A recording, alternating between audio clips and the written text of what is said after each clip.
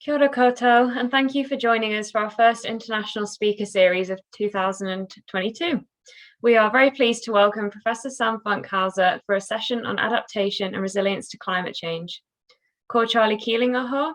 I'm a senior advisor in the communications and engagement team at the Commission, and I'll shortly talk us through how the session will run today. But first, I'm going to ask Bevan to lead us into the session with a karakia.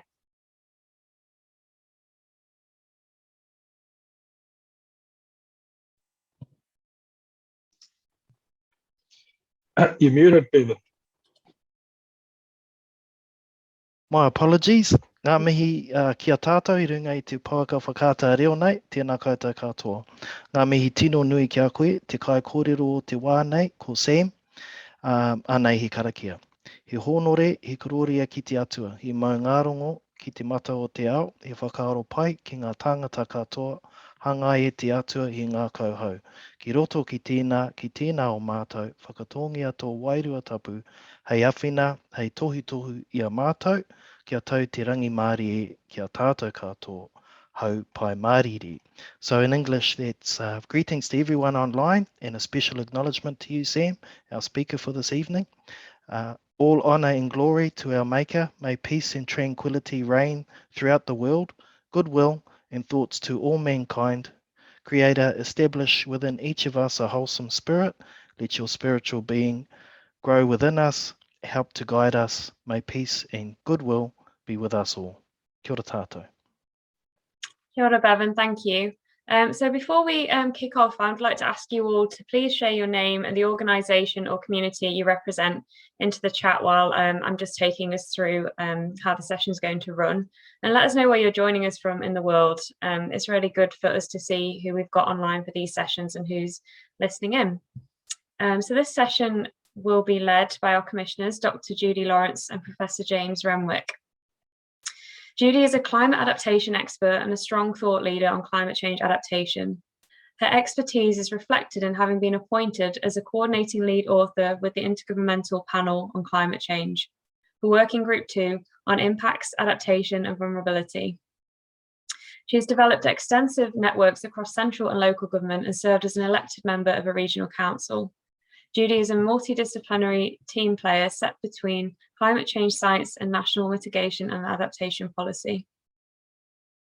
James is a leading climate scientist with a strong national and international reputation and 4 decades of experience in weather and climate research. His appointment as a lead author and coordinating lead author on 3 assessment reports of the Intergovernmental Panel on Climate Change demonstrates his experience. He's been involved in the governance of the World Climate Research Programme for the past 8 years and was awarded the 2018 Prime Minister's Prize for Science Communication. So Sam is shortly going to present his work to us, and that will be followed by a discussion between Sam, Judy and James. This will be then your opportunity to have your questions answered. You should see a Q&A box at the bottom of the screen where you can type your questions throughout. We'll try and get to as many questions as we can, but we're likely to not cover all questions in the session, but please do ask away. And if you'd like to speak to each other throughout the session and share your thoughts, please use the chat function. It's always good to see your conversations and a good space to share resources. I just want to let you know as well that we are recording this session, so anyone who isn't able to make it that you might know of will be able to watch this on our website shortly afterwards. I think that's enough from me, so I'm going to hand over to Judy now to introduce Sam for us. Thank you, Charlie. Kia ora tātou, and welcome everybody, and particularly Sam. Sam is a Professor of Climate Economics and Policy at the Smith School of Enterprise and Environment at the University of Oxford, and he's also a Fellow at Reuben College. Before moving to Oxford, he was Director of the Grantham Institute, Research Institute on Climate Change and the Environment at the London School of Economics, where he remains a visiting professor. Sam's published widely on the economics of adaptation to climate change and was an inaugural member of the UK Climate Change Committee, where he also served on its adaptation subcommittee. So welcome, Sam, and it's a delight to have you here, and we're looking forward to hearing what you have to say and having a conversation with you. Over to you. Thank you, Judy, for the introduction, and indeed, Charlie and Bevan for setting up the session so beautifully. And good evening, everybody, or good afternoon, what it might be. I see there's people from many time zones in this chat, which is in this conversation, which is lovely to see. So yes, I'm going to talk a little bit about adaptation and the experience with adaptation in the UK.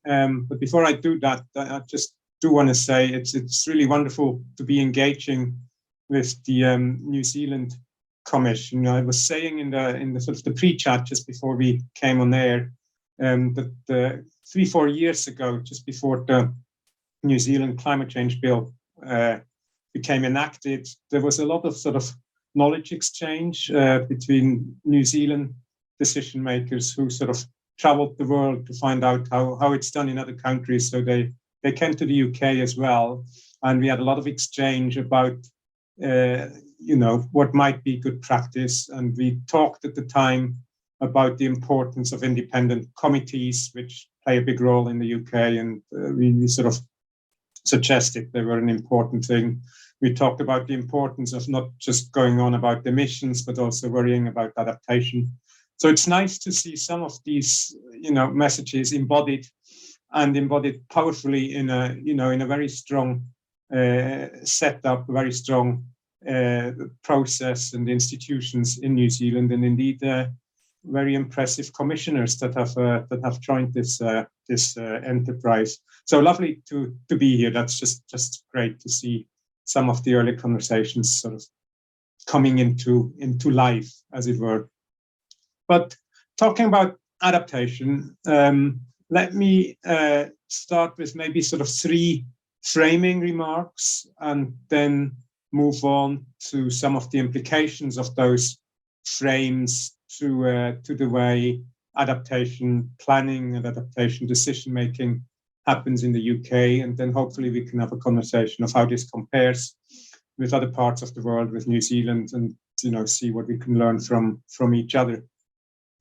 So 3 framing remarks. The first one is something that probably doesn't need repeating in this audience, but it's always worth saying, which is that adaptation and emission reductions, net zero and adaptation are complements, they're 2 sides of the same coin. We need them both. There's often sort of a perception that adaptation is about not being serious about emission reductions. There's often a perception that, emission reduction comes first and they get the bigger budgets and they get more attention. All of this, in my view, is wrong. We have a problem that we have to tackle from all sides. That means we want to deal with the causes of climate change, and that indeed is the emission reductions, that indeed is the drive to net zero. But then we also need to deal with the consequences of climate change, and that is the story of resilience and adaptation. And whatever we do on net zero, we will, if we are very lucky, have 1.5 degrees of global surface temperature to adapt to. If you're unlucky, it will be a lot more than that.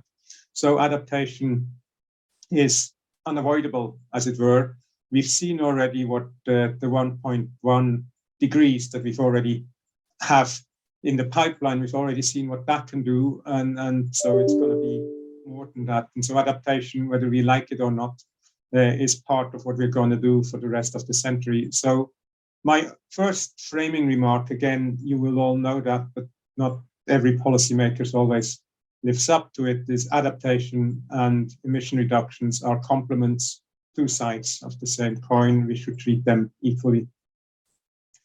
My second sort of framing remark is a positive one, I hope, which is the observation that human beings as a species are actually very good at adaptation.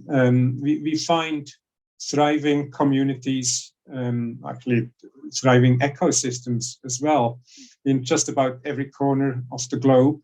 We find thriving societies, communities in hot climates, cold climates, dry climates, wet climates. So as a species, we're actually quite good sort of survive and be successful in most sort of climates that the planet can throw at us.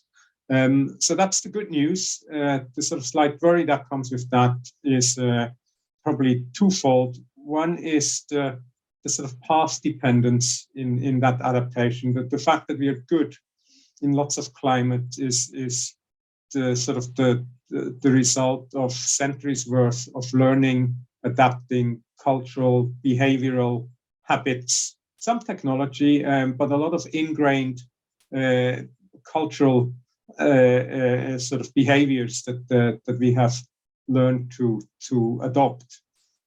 And changing those is not quite as easy as it might sound. So there's a lot of sort of ingrained lock-in, as it were, in terms of how we deal with the climate that we currently live in. So we are good in a lot of climates, but moving from the one we are used to a new one may not be quite straightforward. Partly also because we're not quite sure what exactly the new climate will look like. So that's my second framing remark. We are good as a species at adapting to various climates, but what we have to adapt to now may be more difficult, and we will have less experience, less of a sort of a record to deal with. So adaptation is difficult, even though we are good at it as a species. My third framing remark, and I will dwell on this one perhaps a little bit longer, is that adaptation has quite good economic returns. Adaptation makes sense if you think of it in sort of benefit cost terms. If you sort of look at the cost of adaptation actions, you compare them with the rewards of adaptation action, you sort of find out that adaptation really is a very powerful, very important thing to do, which goes back to this sort of observation that we should treat emission reductions and adaptation as equal strategies. Let me just give you maybe one concrete example from the UK.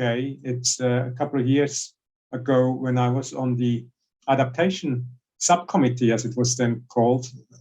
Incidentally, that's another sort of subtle hint of how people don't understand the equivalence. It was a subcommittee. It is now a proper committee, but when I was on it, it was a subcommittee, and we sort of looked at flood protection in the UK. Just some of the sort of headline numbers of people, households, dwellings at risk from substantial flooding, substantial flood risk. And in the sort of mid-2000s, I think it was just over 300,000 dwellings that were at substantial risk of flooding in the UK. That was defined as, I think, 1 in 75-year risk of flooding. So about 330,000 households fell into that risk category. We then imposed the sort of an average, if you will, a sort of a median climate change scenario on top of that, and we found out that climate change by the mid-2030s, so in about 15 years from now, would double the number of risks, the number of dwellings at the substantial risk from flooding. Instead of the 330, it became 610,000 dwellings at risk from flooding. So a doubling, if you will, of risk. If you then start to factor in adaptation, and we started off by the sort of more community-led adaptation strategies, the sort of community municipal level flood defense systems, the public goods that are provided by the state, and the early warning regimes and those sorts of community level interventions. And if you do that, we calculated that you can more or less offset the impact of climate change. So we're back, in a sense, to about 300,000 dwellings that are still at risk from flooding. So adaptation can, in a sense, offset the early phases of climate change. That was sort of our finding back a couple of years ago. But that wasn't everything, because if you then, in addition to the community level defenses also factor in property level protection, so that the sort of things that the individuals can do to their own homes to protect their own homes against flooding. We figured out that instead of doubling the overall risk, you can actually cut the risk in half. So you can, of the 300 sort of 1,000 dwellings left, you can protect another 200,000 or so through property level flood defenses. So that sort of shows you a little bit the power of adaptation in a very specific example. If you don't do anything, the number of houses in the UK at risk from substantial flooding will double. If we do efficient and smart adaptation, we can instead cut the number of dwellings at risk by half. And the net present value of the whole exercise was something like £200 billion. So that's just one example of the power of adaptation. To give you a few more, without going into the same detail, a few more sort of headline numbers. There's a literature out there now that sort of calculates the benefit-cost ratio of various adaptation measures. And they come with a bit of a health warning because adaptation is unbelievably place-based, unbelievably context-specific. So no two, benefit-cost ratios will be the same, but you can get a sense of what is possible. And you get, if you look at that table of benefit-cost ratios, just for coastal flooding, for example, you find soft defenses have benefit-cost ratios of over 100 to 1. So the benefits are 100 times the cost. Even hard defenses sort of have benefits of 40 to 1. Relocation is the last resort in many ways, but even relocation in the right sort of context has benefit-cost ratios of, I think, 2 to 1 or something like that. So if you look at these sort of numbers, you see the sort of the economic benefit, the economic power of adaptation in preventing some of the worst impacts of climate change. Now, that doesn't mean anything goes and whatever you do will be smart. You do have to do very careful project appraisal, very careful analysis, very careful scoping, engagement activities to make sure that you actually fine-tune your adaptation measures in the right way. But if you do that, you can have very, very sort of good economic returns. A sort of a health warning to those benefit-cost ratios.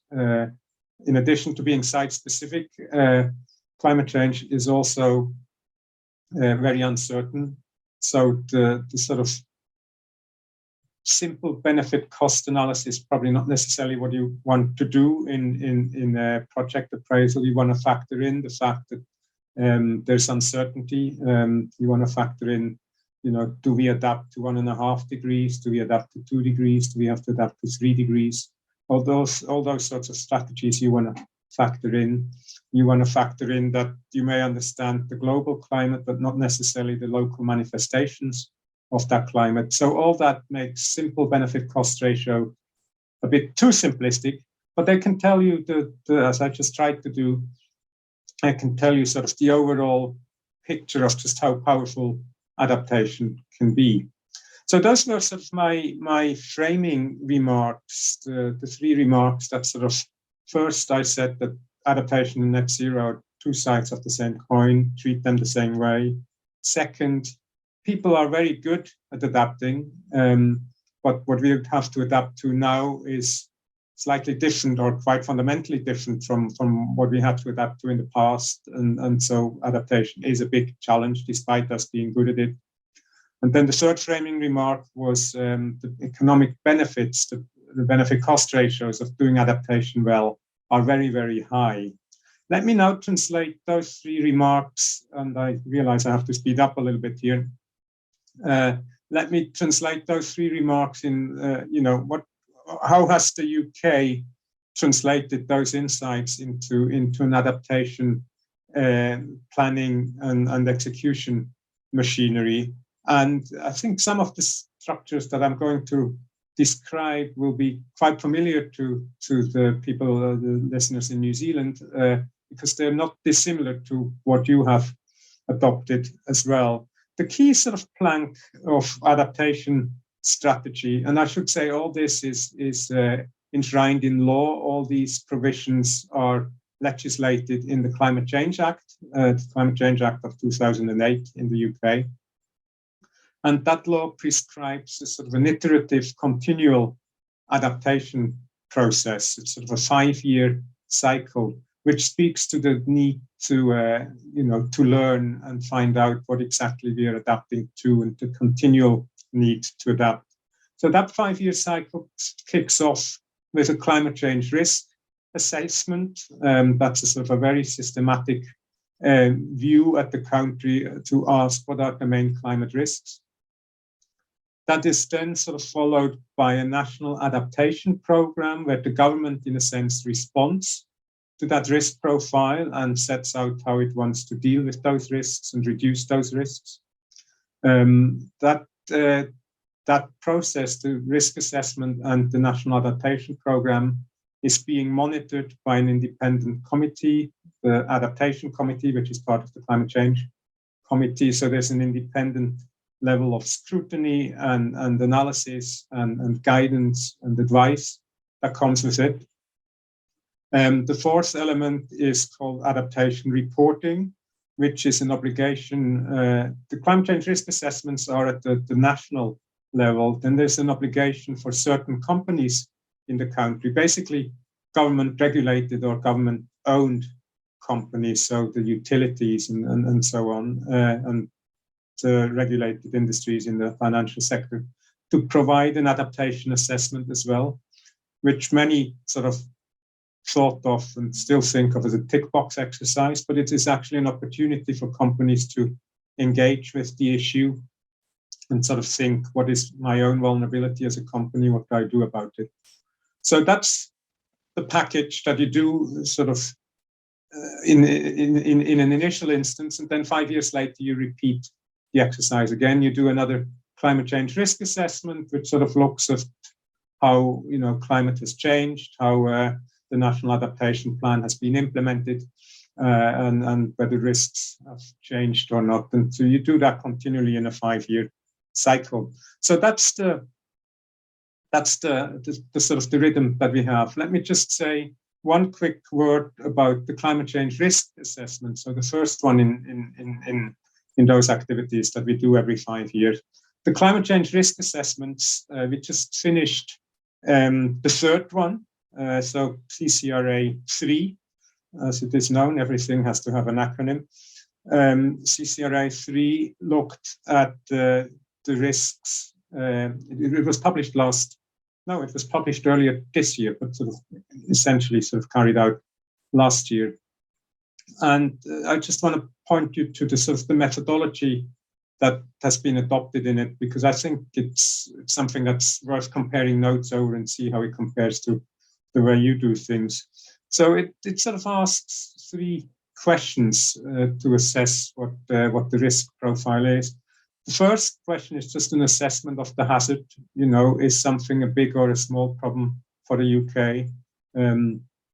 Flooding is a big problem. Wildfires so far are perhaps less of a big problem. So you go through the hazards and decide which ones are the ones that the country really needs to focus on, which ones are the sort of the scarier ones.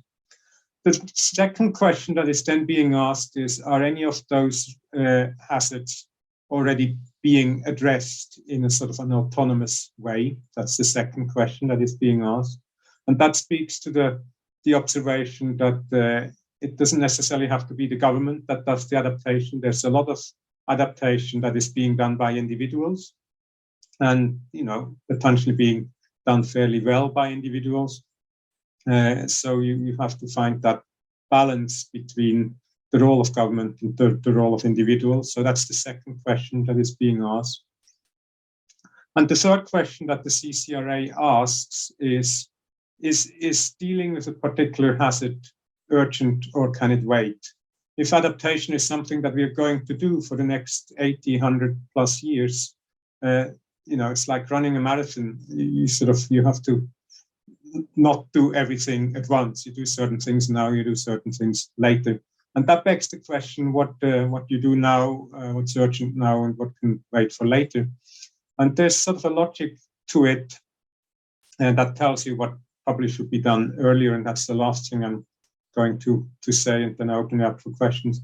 And that logic sort of goes back to, if you think about the net present value of an adaptation action, if you simplify the world, net present value is you have initial costs, you invest, you build a seawall, that costs you something, and then you have a stream of benefits. Some of those benefits happen very early on, and some of those benefits happen in the future. And so you then have three components that you look at that decide whether you want to do something early or late. First question you ask is, does delaying change the cost profile? Or does doing something early change the cost profile is probably a better way of asking the question. And that gives you a number of adaptations you want to do now, because if you do them now, they are cheaper. If you delay them, you lock in some expensive high vulnerability profile. Infrastructure is a good example. The cheapest way to make infrastructure climate resilience is to design it while you build it, design it in a climate resilient way. Once it's built, once the bridge is built, once the house is in the floodplain, it becomes much more difficult, much more expensive to deal with it. So that's the first urgency test. The second urgency test is the short-term benefits. If we do something early, does it yield immediate benefits that we would miss if we delay the action? And the answer is yes. There are a lot of win-win options out there, things you want to do because they immediately pay. And why would you delay those benefits?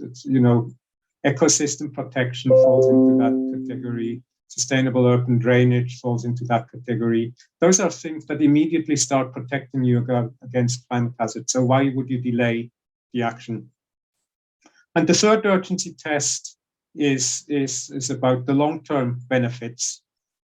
If we take early action, does that sort of improve the long-term benefits that we might have? And the answer is yes, often it does again, because certain adaptation actions have long lead times. It takes a while to ramp up, to learn, to develop. Research and development falls into that category. If you want heat-resistant, drought-resistant crops in 2040, chances are you have to start doing your research and development now, not in 2039. So that gives you sort of three reasons that are then fed into an urgency score in the climate change risk assessment. And the climate change risk assessment, again, as I said, paints the profile, and it's then sent back to the government, as it were, and the government then responds with a climate change and with a national adaptation program. So that's the process we have in the UK. My sort of assessment is it works well as a process. It's well established now. People sort of know what they have to do, so it works very well. Let me finish with one caveat, though, which is there's a difference between good at adaptation planning, being good at talking about adaptation and understanding the problem. It's not the same thing as doing something about it. And in the UK, I think we are reasonably good at having an adaptation process and talk about it and plan for it. We are not necessarily good about taking the actions that should then follow. But that's probably not a problem that's unique to the UK.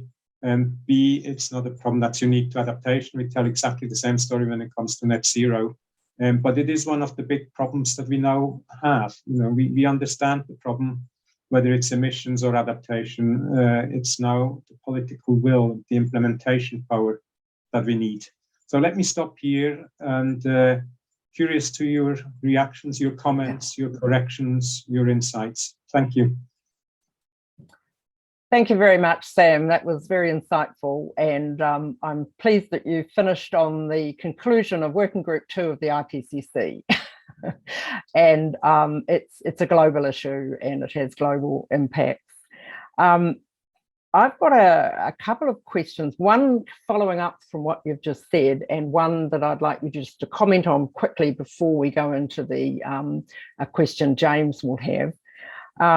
I noticed that with respect to flooding, that you talked about adaptation these costs were worked out in terms of the early stages. And I'm interested to hear that your urgency criteria did not include potential for lock-in. And I'm just wondering if you could comment on that. That's the first question. The second really is that in New Zealand, and we've got a number of people here from local government, that a lot of the adaptation to the rainfall hazards, the sea level rise hazards, and some of those physical hazards, as distinct perhaps from changes in temperature and issues such as health and our natural systems and how they respond. But these hazards that you have talked about are largely adapted to at a local level in New Zealand. And we're interested to know how the UK Climate Committee or Climate Commission has really dealt with this engagement and linkage with the local governance, if you like, where which requires, in our country anyway, a high level of engagement because they're elected people and they're there representing the public. And we're interested to see how the UK has dealt with that situation. Now, I know your governance situation is somewhat different because there's more central government direction and regulation. So if you could cast your mind to our Kiwi situation and make some comment on how you've dealt with that issue for both the risk assessment and for adaptation planning. Right. Yeah. No. Thank you, Judith. Two very good questions on the sort of the lock-in and the flood. The flood defence. You're absolutely right that there's a lock-in issue there. I would sort of mentally, it was for me in the bucket of making location decisions, siting decisions. Where do you want to build? Where do you want to build your houses? Where do you want to build your factories? That's the bit that locks you in. But you're absolutely right. That decision is being influenced by the availability or the absence of flood defences. And if an area is protected, you will build behind it, as it were, and that then locks you in, and that creates a sort of a continual responsibility to maintain that protection. You build a flood defense scheme, a dwelling appears behind it, and that means you have to keep up that flood defense ever after. Otherwise, you have to damage. And that's absolutely correct. That is one of the early, for me, one of the tests of things you want to do early is think that dynamic through. If I protect an area, it sort of means I have to protect it forever because people will respond to the protection. That's absolutely true. Well, incidentally, that's sort of not necessarily a sort of an irrational outcome. London is in a floodplain basically, and if it wasn't for the Thames barrier, London would be flooded quite regularly. And that's something that's pretty much locked in, but the sort of scenario where you would try to undo that protection and move London upstream, as it were, that's just not on the card. So certain things are, sometimes it's rational to build in a floodplain because locationally that's where you want to be. The sort of Chinese example I often use. And the Chinese development strategy was to build along the coast. It was sort of an export-oriented, outward-looking growth strategy, which meant you want to have your economic activities en route to markets on the coastline near to ports. That was very rational, but obviously that increases your exposure. But that just means you have to deal with it through protection. But it was still not an unreasonable growth strategy. So that was your lock-in question. Then the local level question is a very good observation. I grew up in Switzerland, and Switzerland is the country that has sort of thought decentralization to its logical conclusion, where sort of everything is decentralized. So probably allowed to say then, or maybe I'm not been saying it anyway, that the UK isn't very good at decentralization. It's a very sort of haphazard, not well thought through process, where the local authorities, local councils having very little power, and where they have the power, they don't have the budget to deal with it. So it's not a pretty situation, and that's true with climate change as well, and within climate change, it's true for adaptation. There's an element of devolved responsibility at the level of the devolved nations. So Scotland, Wales, and Northern Ireland have their own national adaptation programs. The CCRA, the Climate Change Risk Assessment, does have devolved chapters, as it were. So there's the climate change risk story for Northern Ireland, Wales, Scotland, and England.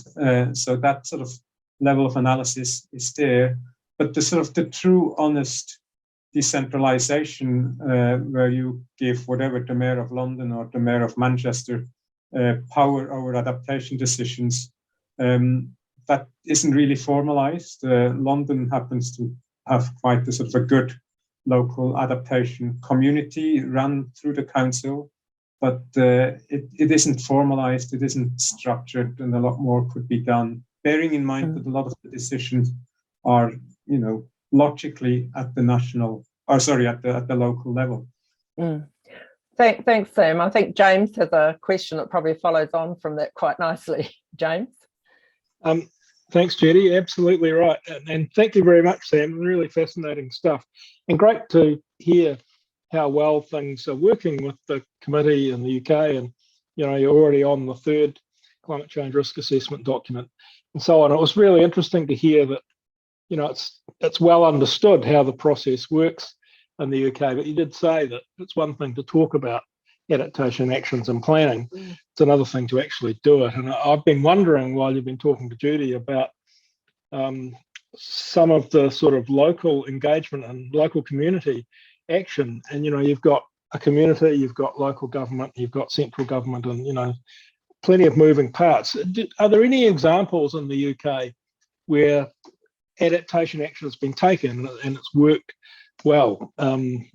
You know, some of the conversations you have around these things, like managed retreat or, changing infrastructure, they're hard conversations to have. And I'm just interested if you've got any reflections on how you approach that and whether there have been any successes you could point to already. Yeah, that's a good question. I wish there was sort of an inventory where we could point at. I mean, the local councils and the local authorities do take climate change very seriously. 2/3 or 3/4 have declared the climate emergency. Their focus is on net zero and emission reductions, and we talked to some of them to point out that adaptation should be part of it. London is a good example where that's starting to happen. A lot of it is sort of participatory actions, you know, awareness raising, talking to community groups, talking to local businesses, and sort of raising awareness and doing things that way, which isn't necessarily a bad thing as it happens, going back to those benefit cost ratios that I mentioned at some point. There's some example of benefit cost ratios of community awareness and community preparedness, and they're actually pretty good.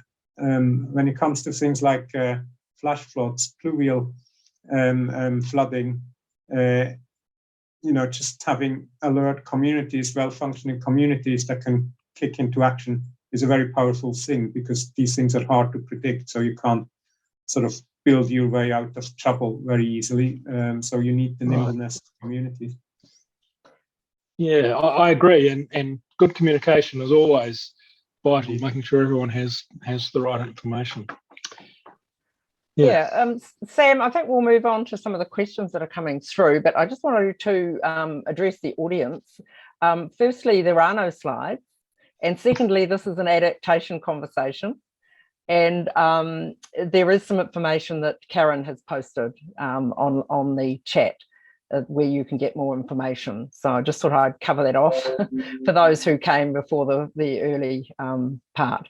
But there's a question here about how adaptation costs might be shared across government, local councils, companies, insurers, individuals, and others, and what the criteria might be for deciding cost sharing, and how should we make those decisions when there are competing interests for available funds. Do you like to venture something in that context? Yeah, I'm not sure I'd sort of give you the crystal clear silver bullet answer on that one. But let me sort of give you a few pointers maybe.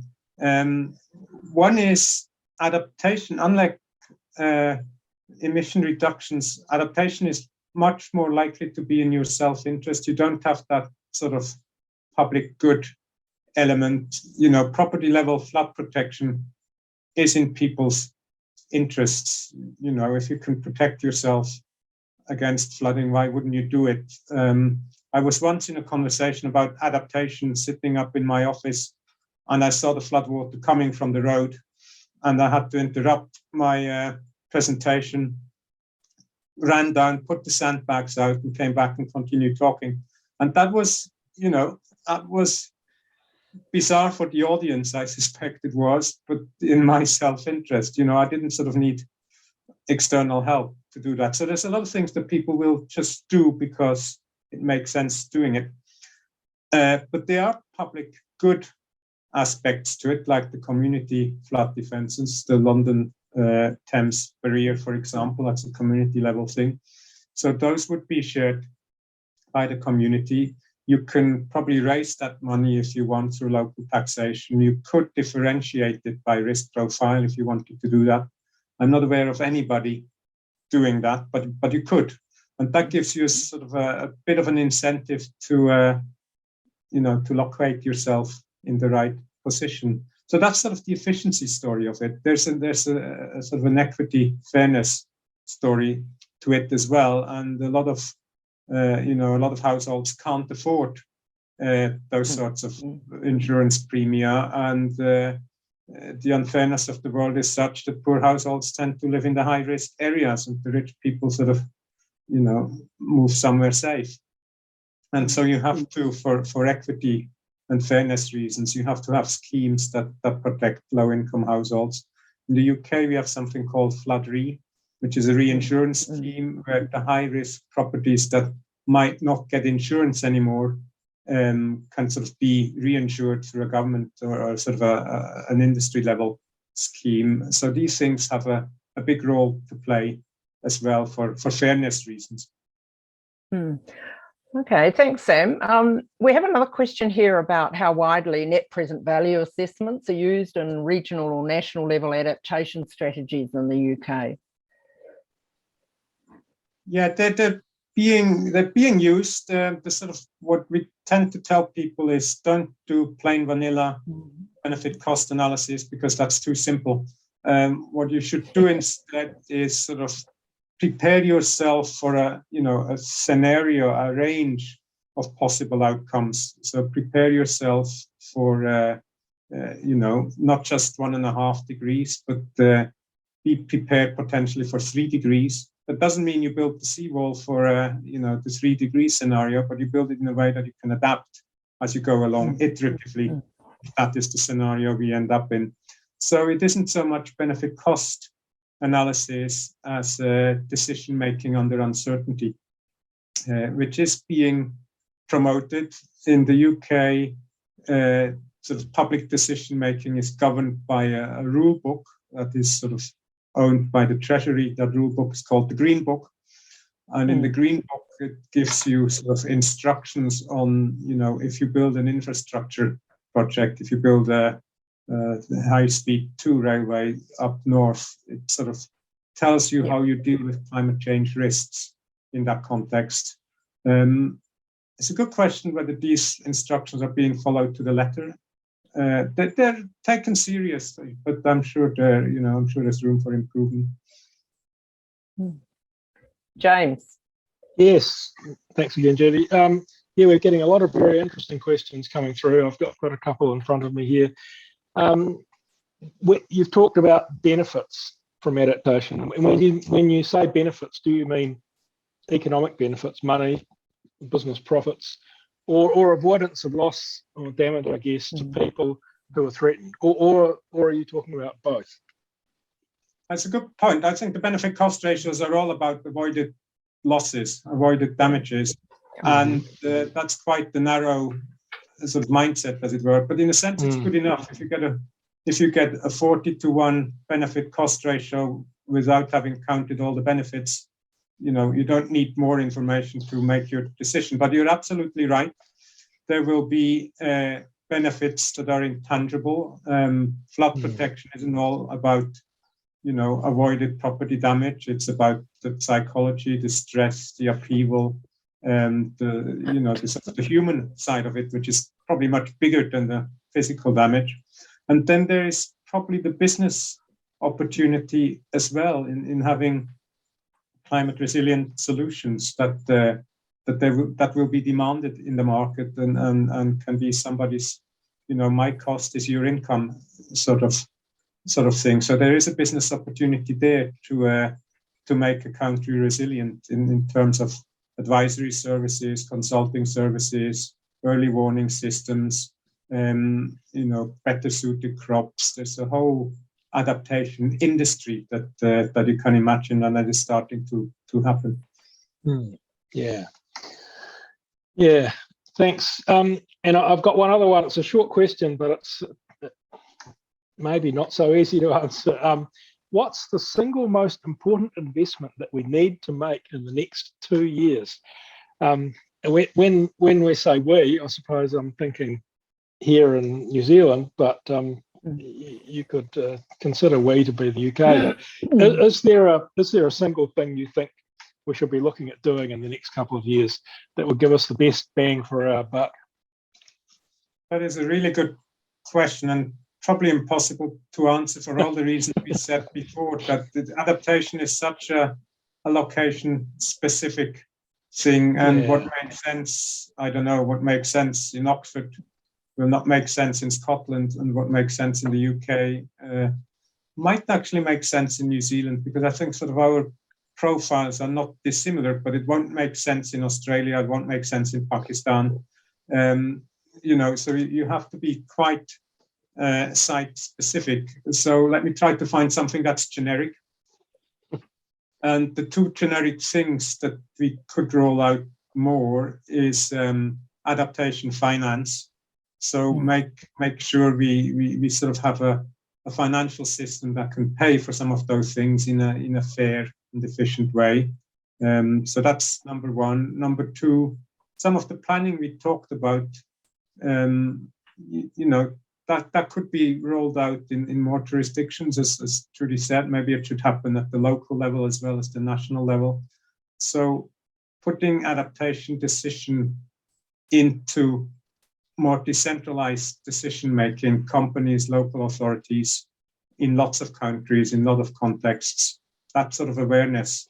So if we do those two, awareness at the local level, and planning at the local level, and finance, that will probably move us forward. If I talk long enough, I find the answer. I'm sure. Thanks, Sam. Okay, I've got another curly one here, Sam. In New Zealand, we're seeing more and more extreme weather events, and that is too little rain and too much rain, and significant damage, landscape collapse, a number of different types of impacts. And the way we deal with it is to respond, put back where we were, and move on. And we're interested to know how the UK risk assessment measures or assesses the economic vulnerability of people, communities, and the social vulnerability that is at stake. And that includes food, health, security, and is the local community preparedness part of the measure of the risk?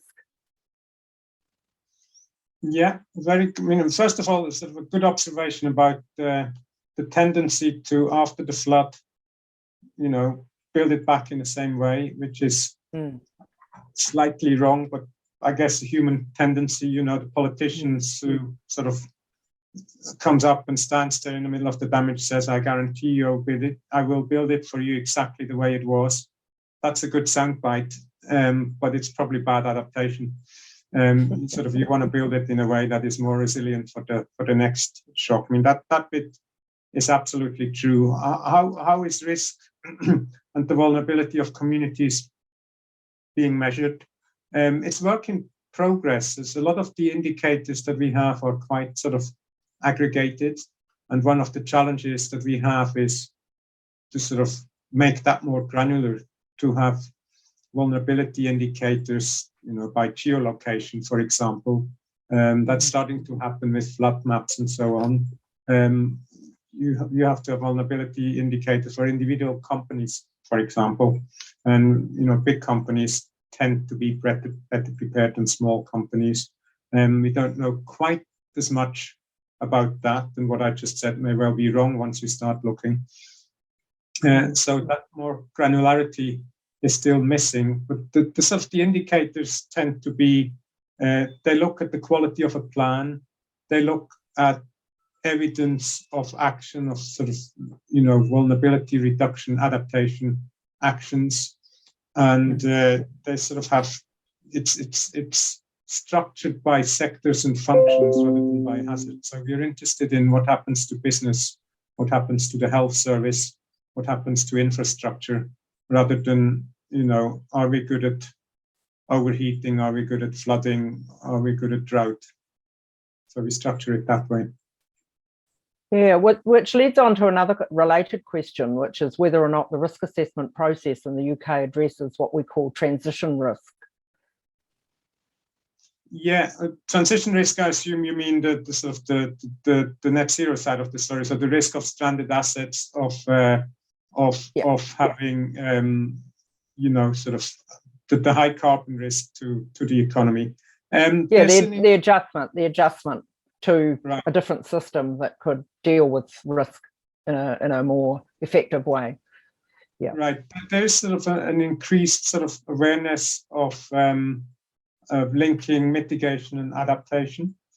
You know, the overlaps, for example, on land use are strong, not just between emissions and adaptation, but also between adaptation and the natural environment. You know, peat protection, for example, is something that ticks a lot of boxes. It's good adaptation, it's good mitigation because of carbon storage, and it's good environmental protection. So we're starting to understand some of those overlaps a bit more. Buildings is the other area where it often happens. Energy efficiency versus overheating. You know, you have sort of certain trade-offs there. So that's starting to happen more. Institutionally, it's starting to happen by probably copying what you're doing. We have two separate committees, an adaptation one and a mitigation one.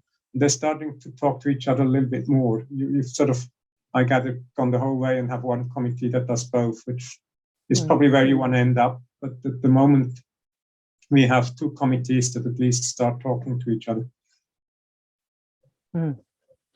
Okay, James, have you got further questions? I have another question. I think we might be getting down to the last one or two. But yeah, another question in relation to what you were talking about before, Sam, about how you triage or prioritise the urgency of action, what to do next. And one of the audience members has asked, how well are these urgency tests influencing adaptation investment decisions? You know, is this thinking taken on board, I guess, in the community? Yeah, I think the business community still has a lot of learning to do on adaptation. You could conceptually apply the same logic would apply to a business decision. You know, if as a business I decide where I want to put my distribution center, my warehouse, I can sort of think in the same urgency score. Do I want to protect it now? Do I need to do it later? Do I have early win-wins? So the logic would carry over. I don't think the business community is quite as adaptation isn't quite as routine as it has become for the national government. There's a chapter on business risks and business preparedness in the CCRA, and there's a lot of evidence in it, but it is all sort of feels a bit anecdotal. You know, it's an accumulation of anecdotal information, and some businesses are better than others. Water companies, insurance companies, by the nature of their business, you know, are up there, but a lot of others still have to discover these things. Yeah, I guess just the level of requirement on different businesses are different in different locations. Right, I think I'll squeeze in one more question and then we'll wrap up. It follows on really, but there's been a bit of talk in the chat, and someone mentioned how risk assessments can cause communities to want to put their head in the sand, e.g. flood zones or, you know, coastal inundation zones on residential maps. And one way to respond to that is to pretend it's not happening, I suppose. What are some ways to combat this, and how do we bring communities along on this journey where we see change and hazards and we need to take a response? How do we get into that engagement in a positive way? Yeah, it's a good question. I mean, I imagine there's an element of gaming. It's not so much head in the sand. Maybe there's a bit of that, but there's also an element of gaming, as in, you know, who is going to pay for the flood protection? Yeah. You know, sort of an inclination. If I wait long enough, the state will pay for it. And the other area where there are clear tensions is on managed retreat, as we call it, which is relocation. There's a reason why it's called managed retreat and not relocation, and that's because it's a politically very sensitive, difficult thing to do. How do you decide whom you protect, whom you don't protect? You know, that's politics. You can sort of have an economic answer to it in terms of the value of the assets, but that's only a small part of the answer. It's politics, and how do you compensate the people you move? So those are difficult decisions, and it does need more engagement. It does need more participation. But adaptation sort of lends itself to participatory schemes, because it's very tangible. People know exactly, in a sense, you know, that they feel the risks, and they can express their risk appetite. So participation is both needed and probably easier to do than in some areas. Yeah, well, that's probably a good spot to conclude, Sam, and to thank you very much for a very wide-ranging set of comments and insights, and very helpful for us. And today, the National Adaptation Draft Plan was put out for public consultation, and it has a very large section on managed retreat, where the public are invited to comment on some of the questions we've asked you tonight about who pays and how do you share the burden, and so forth. So it's been a very auspicious day for New Zealand to have you here as well. And we'd like to thank you very much for your time and for sharing your experiences. Kia ora tātou, and I'll hand back to Charlie. Thank you. Yeah, I echo Judy's comments. Thank you so much for joining us, Sam. It's been really fantastic to hear from you. And I would just want to say thank you as well to Judy and James for leading the session for us so seamlessly. And to all of you that have been listening in and have shared your questions. It's been really great to see some of the conversation in the chat. So enjoy the rest of your day or evening, depending on where you are. And I'm just going to hand over to Bevan to close the session for us with a karakia. Tuia I runga, tuia I raro, tuia I roto, tuia I waho, tuia I te here tangata, ka rongo te pō, ka rongo te ao, haumi e hui e, tā iki e. For those of us who speak English, let us connect to the heavens above, let us connect to the earth below, let us connect within, let us connect externally, connect to the essence of humanity, exploring the unknown, realizing the potential, uniting as one in this gathering in conscious thought. So thanks again, everyone, tuning in from all around the world. Good evening or good morning, wherever you are. Kia ora tātou. Thank you, everyone.